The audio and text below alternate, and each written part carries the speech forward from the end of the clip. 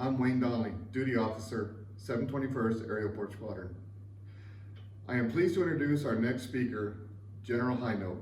Lieutenant General Highnote is a Deputy Chief of Staff for Strategy, Integration, and Requirements, Headquarters, United States Air Force, the Pentagon, Arlington, Virginia.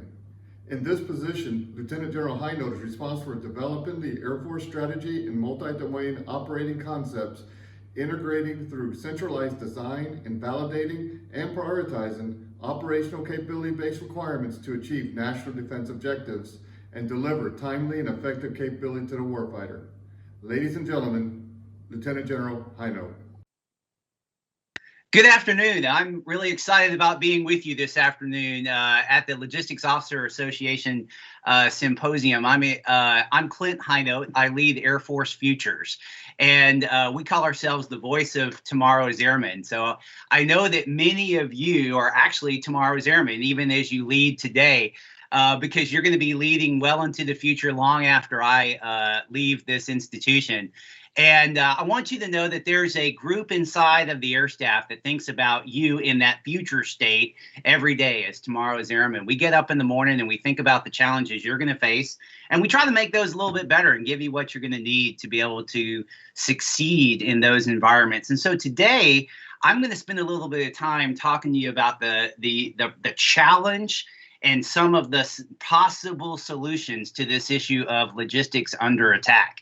Now, we didn't make that name up. I'll give you a little bit of background as to where that came about and kind of how we came to call this entire effort logistics under attack. And what I want to be able to do today is be able to take you through the challenge of logistics under attack, and then maybe suggest a few of the big things we can do to make it better. And actually, we'll call those lines of effort. But I'm not going to tell you that we have it all figured out, which is the third thing I want to talk to you about, which is inviting you to be part of the solution as you progress in your careers and you move through the different stages of leadership that you're going forward. So we're going to need your help, especially as we think about what this is all about. And so I hope that that will be something that is both interesting to you and challenging to you. And I want to meet your needs in this particular symposium as we go forward. So I wish we had the video, and it's very possible that we may be able to splice this in going forward. But just this last week on 60 Minutes, there was a segment that was done on the folks who were under attack at Al-Assad. So Iran launched several missiles at Al-Assad a little while back, and it showed some drone footage of the missiles hitting the base. And you know, it's at least for me, that was very sobering, because the honest truth is Iran has the ability today to do that. Obviously, they did it. As I look into the future and think about what fighting off of an airbase might look like, I want you to know that it could be pretty challenging. And the pace of the missiles that are coming in this particular video that was shown on 60 Minutes could last for a very long time. And that's just going to be the nature of the challenge that we're facing. And so what I hope to be able to do today is to both recognize that challenge and also offer that, you know, we're not going to sit around and let them do it to us, that we're going to do something about it. And so I want to describe a little bit about what we're doing, and like I said, invite you into the solution set there. So a very good book to read about where we are today with the whole of defense is a book by a friend of mine named Christian Brose. He used to work for Senator McCain as the director of the Senate Armed Services Committee staff. So he was the leader of all the very powerful staff members who served under the Senate Armed Services Committee. And just as an aside, I'll be briefing those same members this afternoon about some of our wargaming. They're very interested in it, and they're excited to hear about what's going on in the future. But Chris Brose used to work for Senator McCain. He's written a really good book on kind of where we are in defense and where we should go. And he writes it from a really interesting outsider perspective, with a lot of the insider information. And he starts off in his introduction with a a story about a briefing that the senator got on the future of defense, and it's called the Overmatch Brief. And it was a famous brief that was given in about the 2017-2018 timeframes. And the brief talked about the different wargaming efforts that had been going on in the Department of Defense. And we are in operations today, and we have a pretty good idea about how those operations go and some of the risks that we run and all that. But what we don't have a really good idea about is what do the fights of tomorrow look like? And so war games help us with that. They're just one tool to help us visualize what the future of warfare might look like. And so this brief, this Overmatch Brief, had encapsulated the lessons of the last many years of wargaming at the very highest levels of the Department of Defense. And there was one big problem that we kept losing. Literally, we had not won a war game against one of our pacing threats in a very long time. And so this provided a very sobering backdrop to this discussion about what is going on with our pacing threats. We normally think of our pacing threats as China and Russia, and certainly yesterday our Secretary of Defense put out a major paper where he described the priorities of the department. And in that, he identified China as our pacing challenge for this administration. And I think most people understand why that is. So one of the interesting things that has happened, and the thing that was causing so much of the difficulty in these war game exercises, is that when we would apply the thinking that we use to prevail in wars like Desert Storm, we celebrate the 30-year anniversary of Desert Storm. Many of us had done some celebrations over these last few months.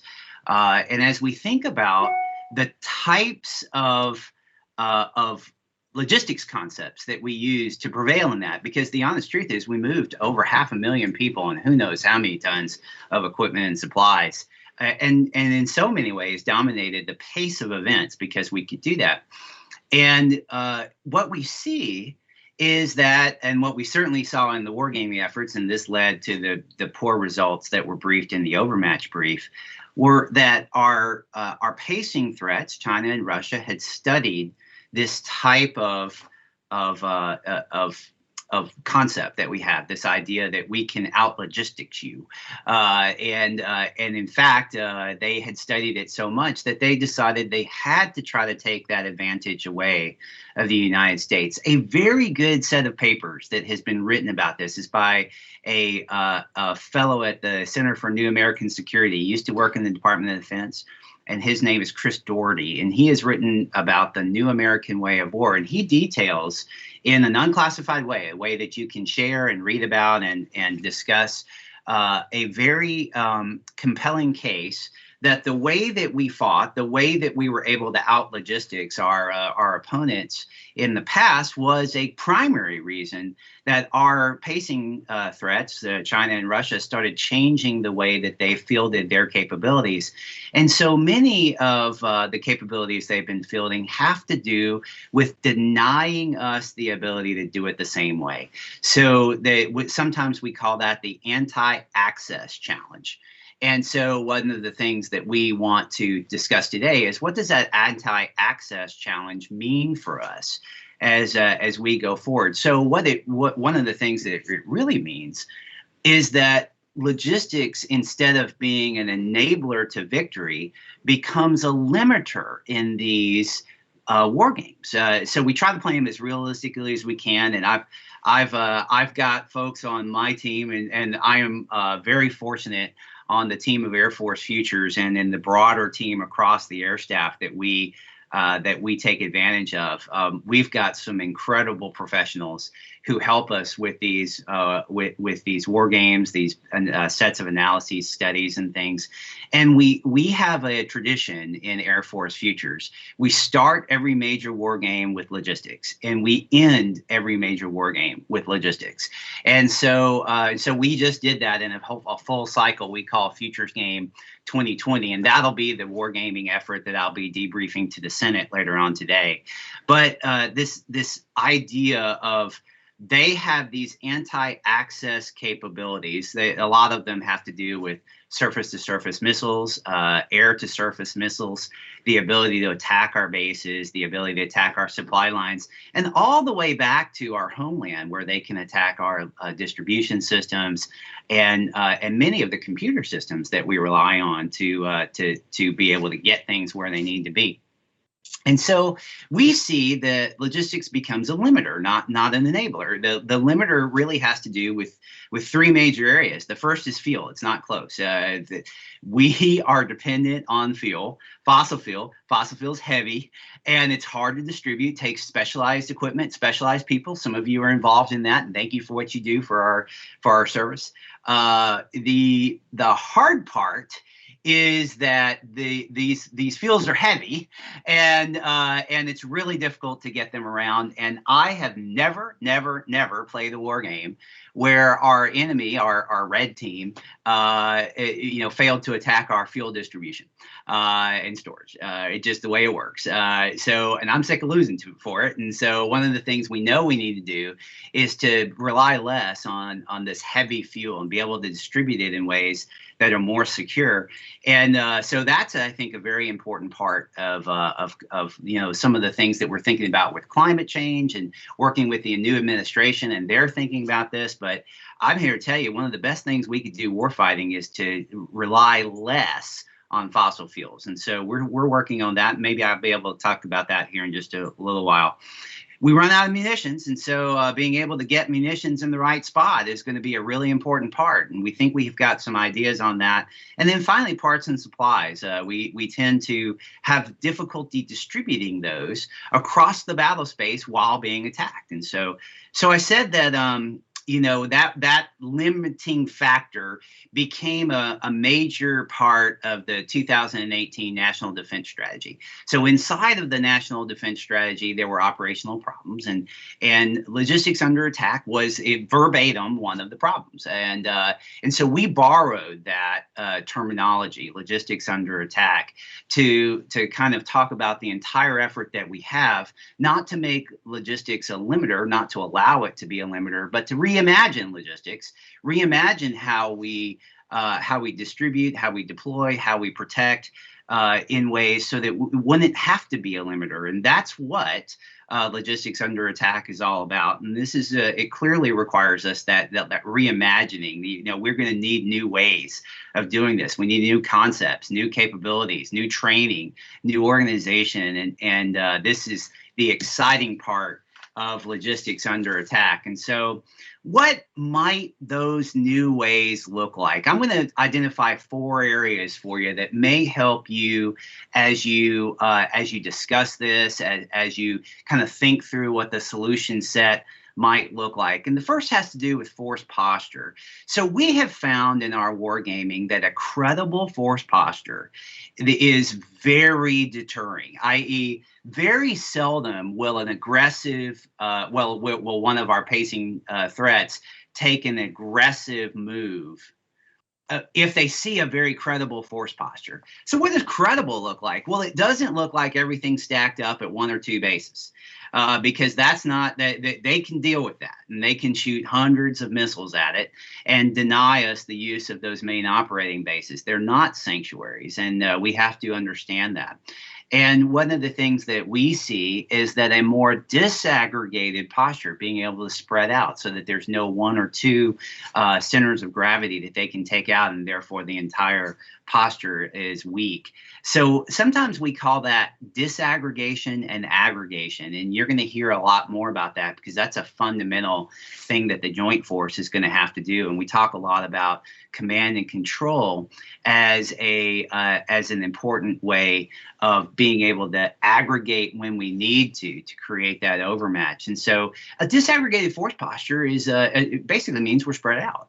Well, that requires a different way of thinking about logistics. It might actually require some pre-posturing at different places, and maybe some improvements to some austere airfields, or maybe even getting away from airfields and being able to launch air power in other ways. Maybe using vertical takeoff and landing capabilities, or being able to use rockets to throw up unmanned aircraft and such like that. And so this idea of posturing the force is a really big part of where we think we need to go. And then very closely related to that is improving distribution and deployment. So being able to use a different capabilities, different tools to be able to supply and deliver on the battle space. And one of the things we see that we need is we just need a better set of tools. Being able to fly C-130s all around a forward battle space is just probably not going to work all that well. We're going to need smaller, more agile ways of getting around the battlefield. And so this is where things like vertical takeoff and landing, electric flight, and types of new technologies like that could make a really big difference. And we know that that's going to also require different concepts of logistics. So one of the concepts that I'm really excited about, this idea of push logistics. So much of our logistics is based on a pull system. Many of you understand this because we're very efficient, and so you wouldn't want to send something forward if you didn't have to. So you wait for the pull. But in combat, it's very unlikely you'll hear all the pull signals. And so pushing is probably a better way to go. You might lose a little of efficiency, but you'll gain a lot in effectiveness. But that means that we have to think differently about logistics and differently about the types of things that we're going to need to push around the battlefield. So I think that's going to be a really big thing for you all to discuss and decide kind of, how do we make that real? The third area where I think it's really important that we make some progress is in the idea of mitigating and recovering from attacks. So there are lots of things we can do passively to make it much harder for our adversaries to take us out with missiles, and so we need to do that. And so I suspect that that's going to be a point of discussion all the way up to the chief of staff and the senior leaders as we talk about where we go with things like base defense and especially passive defenses. But then there's also this idea of, can we be resilient? Can we recover from the attacks? And so things that we are going to have to think about doing is, how do we spread out on our bases? Having a tent city in the middle of a base or in an area where it's all concentrated might be very efficient, but it's a big target. And we know that we can't do that in the future. So let's figure out different ways of making ourselves more resilient on the battle space. And certainly that involves things like runway repair and being able to have resilient distribution lines. So example, have redundant fuel lines and things like that. Those are all things that could help a lot. And then finally, improving the way that we command and control logistics. I talked a little bit about push logistics, and I think that might be one of those ways of thinking through it. But the idea that you can separate logistics command and control from operational command and control, I just don't know that I believe anymore. I believe what we're going to have to do is we're going to have to be able to plug in the logistics enterprise into our common command and control. Some people call that JADC2, and the Air Force's contribution to that is the Advanced Battle Management System. But being able to command and control logistics while being attacked is going to be a major part of being able to fight through and do that combat generation that we need to do. So as I wrap it up here, what I want to do is just give you an invitation. I think it's important that you understand this challenge, and then you talk about it. Talk about it with the people that you work with, your teammates, the airmen that you lead. Be able to kind of appreciate what tomorrow's fight might look like, and talk to them about things like that 60 minutes video and all. What would we do to be able to respond to that? In so many ways, this is what competition requires of us. We are in a competition, and an understanding that we have to do things differently to prevail in that competition is just a really important part. And so, in addition to just the understanding, I think it's really important that we talk about it, collaborate. I really encourage you to do things like think through things, write articles, write papers, submit them. Try new things, experiment, ask for prototyping, and maybe, in fact, some of the most recent Spark Tank winners were clearly thinking differently about logistics, and it was really fun to see that. So collaborate and engage in the solution set. And then the last thing I'll say is wherever you are, you have the opportunity to take small steps in this competition. And I would ask that you would never allow yourself to think that the following thought. And we've never done it that way in the past, right? We've all heard that before in some way or fashion. And sometimes we get people above us who don't really see it, and they say things like that. They say that's too risky. You're thinking too different. What if we fail, and things like that. I understand that. I get that a lot, actually. But I would ask that wherever you are, there's things you can probably do to get us better in this competition. And use your brain, use your leadership skills, use your creative thought, and lead change where you are. And I think that's going to be a really important part. Some of you get a chance to do things like agile combat employment experiments. That is so cool. The chief just recently put out a multi-capable airman memo, and we're all really excited about the possibility that our airmen can do things differently, do things better, can operate in places we've never thought about operating, and can generate combat air power in ways we've never thought about. So those types of experiments are extremely important to us. And I know I'm talking to people who have done those types of things. Keep doing it, keep leading, keep putting your best inside of that. I think that you'll have the ability to look back over time and see that, yes, it's hard. This is a big challenge, but we are making progress. And that's all we can really ask, is that as we're in this competition, we're always improving and always growing. And I really hope that this issue of logistics under attack becomes something that is that in many ways is a point that allows you to learn and grow over your careers, because I think it's a challenge that'll be with us for a long time. And it's a challenge that I'm pretty confident in our ability to solve if we're able to think differently. And so I just invite you to in that different way of thinking. And I really look forward to engaging in conversations with you about this. Sorry we couldn't be together for due to COVID, but I'm excited. Maybe next year we can. And I wish you the best of luck in the rest of this association meeting, and thanks for everything you do as part of our Air Force. Bye-bye.